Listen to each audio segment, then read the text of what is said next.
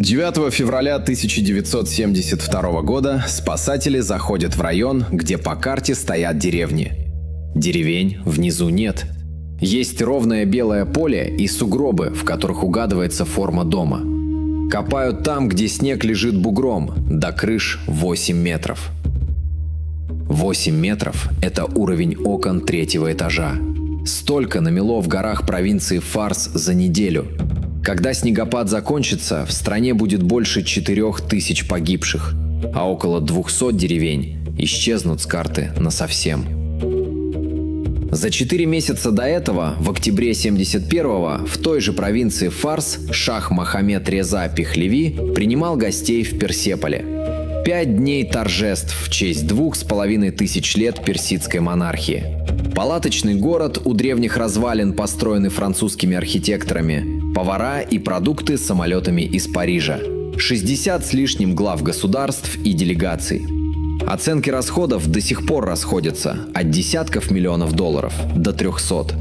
Горные деревни той же провинции в сотни километров от банкетного шатра зимой 72-го встретили катастрофу с глиняными крышами и запасом дров во дворе.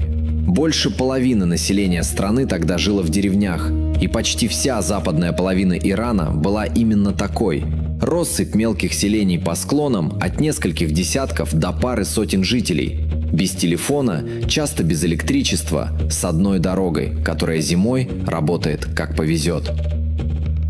Запасов, впрочем, почти не было. 4 года подряд в Иране стояла засуха. Колодцы садились, пастбища выгорали, урожай в западных провинциях держался на честном слове. В конце января с запада потянулись снегопады, один за другим, и в горах начал копиться снег. Для крестьянина, у которого позади 4 сухих года, это была хорошая новость. Снег в горах означал воду весной. По деревням в это время уже шел грипп. Эпидемия началась в первые недели зимы, и умирать в горных селениях начали еще до главного снега. К началу февраля на западе страны лежал слой, накопленный январскими штормами. Перевалы сузились, часть горных дорог держалась на одной колее. Никого это особо не тревожило. Так бывало и раньше. 3 февраля с азербайджанского направления в страну зашел основной шторм. Он не прошел насквозь, он встал. 6 суток над западной половиной Ирана шел снег при сильном ветре, и линия непогоды почти не двигалась с места. Метр снега в сутки закрывает вопрос выхода из дома в первые же часы. Тропа исчезает раньше дороги, дорога раньше перевала. Перевал раньше, чем в райцентре успевают понять, что деревня замолчала. Дальше человек может только ждать. Именно поэтому 3 февраля в этой истории почти не описано. Описывать было некому и нечем, а те, кто мог бы рассказать, сидели по домам и слушали, как наверху растет вес. Снег в эту часть Ирана приносит Средиземноморский коридор. Циклоны рождаются над морем, идут на восток через Месопотамию и упираются в хребты Загроса. Горы заставляют влажный воздух подниматься. Он остывает, влага выпадает. Механика рабочая и повторяется каждую зиму. В 72-м к ней добавилось то, чего обычно не бывает. Холодный воздух сел над Нагорьем и не сдвинулся, а поток с запада шел на него 6 суток подряд и разряжался над одной и той же территорией. Ветер тут решает больше, чем сам снегопад. Он валит видимость до нескольких метров, стирает горизонт и ориентиры, и человек, вышедший за дровами, теряет собственную дверь из виду в 20 шагах. Он же решает, где снега будет по колено, а где по крышу. И он закрывает небо для авиации, то есть отбирает единственный способ добраться до гор. 8 метров при этом не лежали ровным ковром по стране. Ветер сдувает снег с открытых мест и набивает во все, что стоит поперек потока. В ущелье, в низину, под склон, за стену дома. Поэтому сводки того февраля дают разные цифры. На севере около 3 метров, в горах Загроса местами 8. Верно и то, и другое, а деревню хоронит не средний показатель по региону, а тот сугроб, который лег именно на нее. Дома здесь строили из глины, замешанной с соломой, и накрывали плоской крышей на деревянных балках. Такая крыша рассчитана на солнце, на редкий дождь и на 20 сантиметров снега зимой. Дом в таком селении обычно одноэтажный и почти квадратный, с толстыми стенами, низкой дверью и маленькими окнами. Крыша плоская, ее используют как еще одну комнату. Там сушат урожай, спят летом, хранят вещи. Балки кладут на пролет в 3 или 4 метра. Сверху камыш, сверху утрамбованная глина. Такая конструкция стоит десятилетиями и переживает все, кроме одного – вертикальной нагрузки, на которую ее никто не считал. Кубометр слежавшегося мокрого снега весит около 300 килограммов. Крыша в 40 квадратных метров под 8-метровым слоем несет примерно 100 тонн. Столько же весит груженный железнодорожный вагон. В снежных странах крышу чистят раз в несколько дней, и это обычная работа, которой учатся с детства. Западный Иран 4 года прожил в засухе. Чистить было нечего, привычка не наработалась, и когда пошло по метру в сутки, лезть наверх стало уже некуда. Крыши складывались ночью, без гула, и соседний дом мог не услышать ничего. Снег глушит звук, а 8 метров глушит его полностью. Свежий снег рыхлый, но под собственным весом садится и уплотняется. Через несколько суток нижний слой ближе к плотному фирну, чем к тому, что мы называем снегом. Его не разгрести рукой и не пробить плечом. Дверь, открывающаяся наружу, становится стеной. Окно становится стеной. Наверх к воздуху ведут 8 метров такого материала. Снег при этом пористый, он пропускает воздух и держит тепло. Под метровым слоем температура около нуля, даже когда сверху минус 25. Именно поэтому в лавинах и завалах людей находят живыми через сутки и дольше. И все решает одно – как быстро до них дойдут.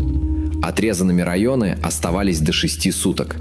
6 суток без отопления, без подвоза, без воды, кроме талой, и без медицинской помощи в гриппозную зиму. Глиняный дом держит тепло, пока в нем топят, а топливо в такой деревне – это то, что заготовлено с осени и сложено во дворе. Двор был под снегом, страна в эти дни вставала целиком. На перевале Хейран, у северной границы, застряли 20 автобусов по обе стороны от седловины. Один автобус с 30 пассажирами на том же перевале сорвался с дороги. Не выжил никто. Хейран – это дорога из Ардебиля к Каспию, границы с советским Азербайджаном. Серпантин – набор высоты около 1,5 километров, глухие повороты и туман даже в хорошую погоду. Зимой этот перевал закрывают регулярно. В феврале 1972-го закрыть его не успели. Среди застрявших на северных трассах были советские граждане. Части советской армии подошли к границе, чтобы вытащить своих. Они подошли поздно. Шоссе на Чалус, пробитое через Эльбрус еще в 30-е годы, идет по узким полкам над ущельями, и лавина опасна на всем протяжении. Его перекрыли лавины. Порт Энзели остался без электричества. Железная дорога в иранском Азербайджане встала. Встали и главные шоссе. На них остались сотни водителей и пассажиров. В Тебризе люди теряли сознание от холода прямо на улице. В Хамадане жители не могли выйти из домов, дверь упиралась в снег. Над Тегераном иностранные экипажи отказывались садиться в Мехрабаде и уходили на запасные аэродромы. Температура дошла до минус 25. Для этих мест это редкий край нормы, а не экзотика. Хамадан лежит на высоте около 1800 метров, Тебриз примерно на 1400. Зима там настоящая, и морозами никого не удивишь. В феврале 1972-го мороз пришел к людям, у которых уже не было ни топлива, ни крыши, ни возможности выйти за дверь. В отрезанных районах кончились лекарства, следом кончилась еда. Грипп шел по деревням с начала зимы. Ближайший врач сидел в райцентре, а райцентр стоял за перевалом, который перестал существовать как дорога 3 февраля. Позвонить и попросить помощи было нечем. Телефонных линий там либо не было вообще, либо они лежали в снегу вместе со столбами. 6, 7, 8 февраля в Тегеране знали ровно одно. Под снегом на западе находятся сотни деревень, и связи с ними нет. Если такой разбор вам заходит по датам и по конкретным местам, подпишитесь на канал. Дальше 9 февраля. В погоде появилось окно примерно на сутки. В воздух подняли все, что могло лететь. Ориентироваться было почти не почему. Шторм положил деревья, оборвал линии электропередачи, засыпал железнодорожные пути и оставил под снегом автомобили вместе с дорогами. Сверху местность выглядела как чистый лист. Ни столбов, ни колеи, ни границы между полем и склоном. Спасательную работу тянули армия и гражданское общество, которое в Шахском Иране называлось «Красный лев» и «Солнце». Организация была старая, с 22 года, и по меркам региона неплохая. Больницы, дорожные посты, авиация. За все время до 1979 года на балансе общества числилось 5 спасательных вертолетов на страну площадью в 1,5 миллиона квадратных километров. Основная нагрузка легла на военных. Возможности вертолета той эпохи в такой обстановке скромные. Сесть на рыхлый 8-метровый снег он не может. Зависнуть и высадить людей может, но каждый внизу вооружен лопатой и собственными руками, а светового дня в феврале мало. Работа выглядела так. Вертолет выходит на район, группа спускается, дальше все делается руками и лопатами. Место дома ищут по рельефу сугроба и потому, что торчит над снегом, и копают шурф вниз. На один дом уходят часы. В деревне таких домов десятки. В Шиклабе, у самой границы с Турцией, жило 100 человек. Спасатели успели поднять из снега 18 тел.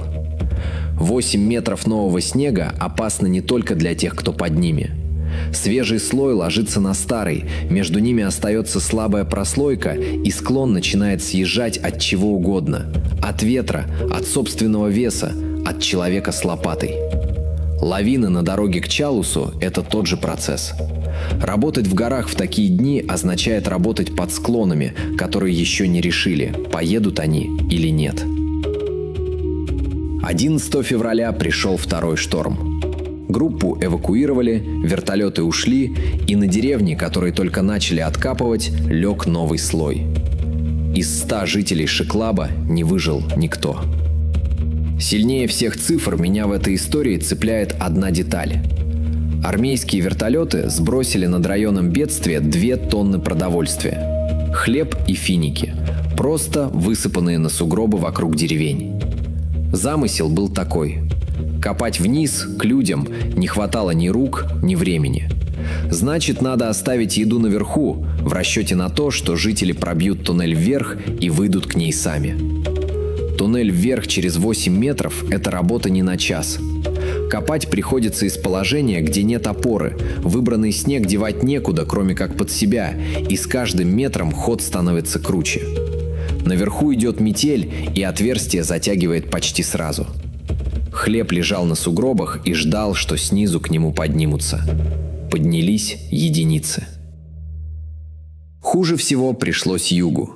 Тегеранская газета «Этелаат» тогда писала, что сильнее прочих накрыла город Ардакан в провинции Фарс и деревни вокруг него. В Какане и Кумаре выживших не нашли. Ни одного человека. Мир узнал об этом на 8-е сутки. 10 февраля американские газеты вышли с сообщением о тысячах пропавших в иранском снегу. 11 февраля одна из крупнейших американских газет поставила материал о 6 тысячах пропавших без вести на 4-ю полосу. Самый смертоносный снегопад в истории наблюдений шел в мировой прессе заметкой на развороте, потому что подтвержденных данных из отрезанных районов еще просто не было. Итог, к которому пришли позже, это больше 4000 погибших. По оценке специалистов, около 200 деревень были погребены под снегом и стерты с карты. Прямой ущерб оценили минимум в $20 миллионов того времени. Точной цифры нет до сих пор. 6000 в сводках 10 февраля – это пропавшие без вести. 4000 – это подтвержденные погибшие. И разницу между ними уже никто не закроет. Поиски упирались в то, что в горы было не попасть, а часть деревень откапывали только тогда, когда снег начал сходить сам. Деревням, которые откопали частично, повезло относительно. Люди вышли на поверхность без крыши, без запасов на остаток зимы и без скота. А со скотом ушли и тягловая сила, и молоко, и шерсть. То есть все хозяйство разом. Восстанавливать дом в горах можно только после схода снега, а сходит он в мае. В марте правительство начало готовить страну к паводку. Вода, которой не хватало 4 года подряд, лежала на склонах и ждала первого тепла. 10 апреля 1972-го юг Ирана тряхнуло магнитудой 6,7. Землетрясение в Гире убило 5374 человека. Та же провинция Фарс, те же глиняные дома. За одну весну одна страна потеряла в 2 стихиях почти 10 тысяч человек. Отдельно стоит сказать, откуда вообще известны цифры этой катастрофы. Специального разбора, как после крупных землетрясений, здесь не было. Основа – это сообщение тегеранской газеты «Этелаат», телеграммы иностранных корреспондентов и поздние сводки, куда события февраля попали уже строкой в списке рекордов. Отсюда и разброс – 8 метров или 3, 6 тысяч или 4. Событие задокументировано твердо. Детали местами держатся на газетной странице 50-летней давности. Ни один фактор сам по себе не дал бы такой цены. Засуха оставила деревни без запасов и без привычки к тяжелой зиме. Плоская глиняная крыша против 100 тонн не дает человеку ни минуты, и, в отличие от землетрясения, здесь в завале не остается пустот. Снег заполняет все, до чего дотягивается. Наложилось и то, что зима началась с эпидемии, а закончилась морозом в домах без топлива. Дальше работает арифметика. Катастрофа, которая длится минуту, оставляет спасателям сутки. Это не оставило ничего. Пока шел снег, к горам было не подойти и не подлететь. Прогноз до деревень не доходил, потому что доставлять его было нечем, и люди сидели по домам и ждали, когда закончится. Снег всегда заканчивался. А спасать надо было не один поселок, а 200 точек, разбросанных по горам на площади в 170 тысяч квадратных километров. Книга рекордов Гиннесса числит февраль 1972-го самым смертоносным снегопадом в истории наблюдений. В климатических сводках американской метеослужбы он проходит по той же строке. Самый смертоносный зимний шторм за все время инструментальных наблюдений. Второе место занимает Афганистан, 2008 год. Температура падала до минус 30, в горах легло до 180 сантиметров. Погибли 926 человек. Отрыв больше, чем в 4 раза. Всего 2 снегопада за всю историю наблюдений перешагнули 1000 погибших. И оба этих случая произошли рядом, в одном горном поясе. Февраль 2014-го. Север Ирана. В Мазиндеране за несколько дней выпало почти 2 метра. В Рамсаре намело 193 сантиметра за 5 суток. Из них 75 за одно воскресенье. Около 480 тысяч человек остались без света и газа. Из снега вытащили 11 тысяч. Еще 3800 переселили во временные пункты. Февраль 2020-го. Провинция Гилян. Снег накрыл 50 городов из 52. Местами глубина превысила 2 метра. 250 000 человек без электричества, оборванная связь, замерзший водопровод, заблокированное шоссе на Решт. 8 погибших. 5 под лавиной, 1 в Реште под перекрытием, которое не выдержало веса снега. Прогноз в 2020 году был известен за несколько дней. На 4 суток без света это не повлияло. Февраль 2025-го. Снова Гилян. До метра снега на горных дорогах. Службы работают круглосуточно. Водителей просят не выезжать без цепей. Обычная зимняя сводка, которая читается спокойно ровно до тех пор, пока не знаешь, чем такие сводки заканчивались раньше. Ардакан на карте есть. Каккан и Кумар на карте есть тоже, как названия сельских округов. Деревень, которые стояли под этими названиями в 72-м, нет. Каждую зиму в Загросе и Эльбурсе закрываются горные дороги, и остаются деревни, куда можно попасть только по воздуху. Вертолеты летают. Сколько суток подряд может идти снег, не гарантирует никто. Пока в горах лежит снег, вопрос стоит не про то, повторится ли такая неделя, а про то, где именно встанет очередной циклон и сколько суток он там простоит. Ответа на это не дает ни одна модель дальше нескольких дней вперед. Если досмотрели до этого места, подписывайтесь. Такие истории я разбираю здесь регулярно, следующая уже собирается. Перевал закрыт до весны.